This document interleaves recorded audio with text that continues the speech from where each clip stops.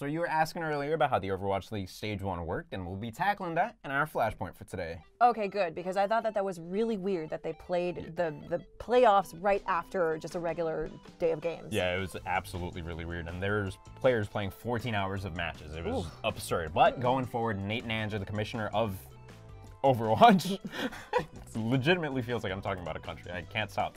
But he said that, you know, going forward, they're thinking about moving matches to Sunday and really spreading them out so players get time to rest in between, because fatigue was definitely a factor. Oh yeah, absolutely. I saw it plainly in when I was at E-League. I'm gonna talk about E-League every single week because I was there and it was magical. When I was there, I remember having a debate with other journalists actually about whether burnout and like playing games simultaneously affects how you play. Obviously, burnout is a huge issue, but playing that many matches in a row on the same game totally affects how you perform. And Spitfire, even though they were playing an absurd amount of matches, they still took it over NYXL, which kind of makes me sad. But, you know, going into the Stage 2 of Overwatch League, there's going to be a ton of map changes as well. We're going to be seeing Hanamura, Volskaya, Lijiang Tower, Nepal, Kings Row, Route 66, Hollywood, and Gibraltar, which I'm kind of happy because I'm tired of seeing the same old maps over and over again. I kind of don't think those maps, some of those maps are competitive though. I really don't like some of them. Yeah, like 2 CP maps are not going to be a lot of fun. Seeing Hanamura, Volskaya, it's going to be good because we'll see maybe a lot of Torbjorn and Symmetra for Play Symmetra, you cowards! Out there, like... Play Symmetra! Do you remember that? The sign? Yeah, we're going to have to see how this pans out, honestly, because the meta is already shifting. We got a lot of new patch changes coming our way. Route 66. Route 60, yeah, honestly. But, like, speaking of changes, there's Mercy. Nerf to the ground. You're happy about that, huh? I'm so happy. I'm not nerf to the ground. You can still play her if you're a masochist. If you really want to, you can play Mercy. Go ahead. I'm not gonna say anything. But we're gonna be seeing a lot more diversity in the professional scene now because a lot of support players who are good on Lucio, who are good on Zenyatta, being forced onto Mercy, namely Toby, Soul Dynasty, Dax on the San Francisco Shock. So lots of good talent going to be re-emerging now, and it's going to be super sweet. But there's going to be more Moira now too, right? Definitely. We've been seeing in a lot of the smaller tournaments, Tier 2, Tier 3, quad tank Moira. You called it! The beef is here. Beef. And I'm kind of scared. Golden Boy, Alex Mendez, I know you're watching this, he's probably not, but he said he was happy to see the tank meta back, and I asked him why, and he never responded because, I don't know. But you like the tank meta, right? No. Tank meta is not fun because you have 4 tanks and 2 healers. You're missing DPS. That's what I play. What am I gonna do? Oh no. Yeah, no, it's gonna be bad. But that reminds me, actually. Speaking of DPS, we're seeing player roster swaps and stuff, right? A lot actually. It's kind of scary, but it's kind of intriguing at the same time. So let's get right into it. And the Dallas Fuel, we've got AKM heading on over, and from the London Spitfire, Rascal. Yeah. He was one of their DPS. They had 2 rosters, actually, on the London Spitfire team, yeah. And so they had a lot of good players, exceptionally good players, just kind of sitting on the bench.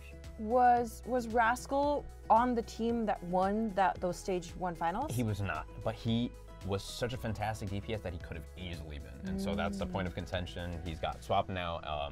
Fisher's also onto the LA Gladiators. Good roster changes, and one of your favorites, moving on to the Shanghai Dragons. Yeah. You know it's a big deal when you got T-Pain tweeting about it. Yeah, absolutely. Geguri, the frog girl, Geguri means frog, but she's known for exceptional tracking ability on Zarya. She's been called an aim hacker, and she's finally on an Overwatch League team, getting the recognition that she needs. And yeah, like you said, T-Pain tweeted about it. Like, what? That means it's legit. That means it's legit. Yeah, he streams Overwatch. T-Pain streams over, like what? What a beast. What a beast. We need T-Pain to stream on the leaderboard for us. That would be legit. That'd be great. But, I mean, ultimately, those are all still DPS players, right? Yeah, and that's the weird thing. On the Dallas Fuel, they have, I want to say 5 DPS players.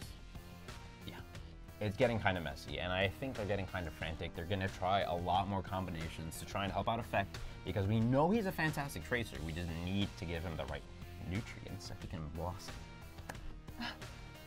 That reminds me of a player that we're going to be talking about shortly. So, oh yeah. Thanks for that segue. You got it. All right, now we're going to take it on to pro tips, where we talk about some specific things in-game that are worth noting.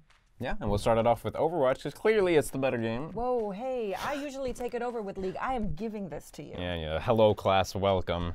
So today we'll be talking about zone control, and it's very important because it's really just about limiting your aggression when you're on the defensive side, or really when you have the lead.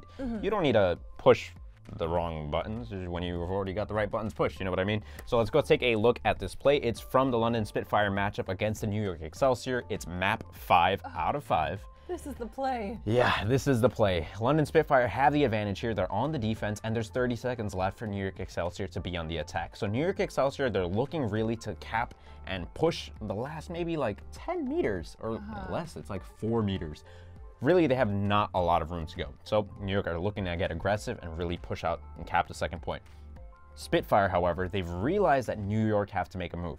So, being the smart team that they are, they exercise their control. They wait for the other team to dive. Once they hear the dive coming out from New York, Prophet sends out his Riptire because he knows there's going to be no one on his defense. And if you look, Prophet dies immediately after, but he gets that Mercy. And this is the Mercy meta, guys.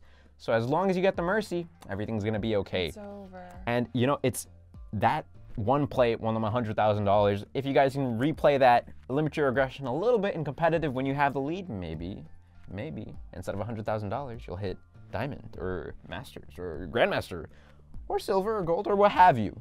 I think limiting your aggression, just knowing when to go in, when to engage, and realizing when you have the lead is really, really important in Overwatch. Absolutely.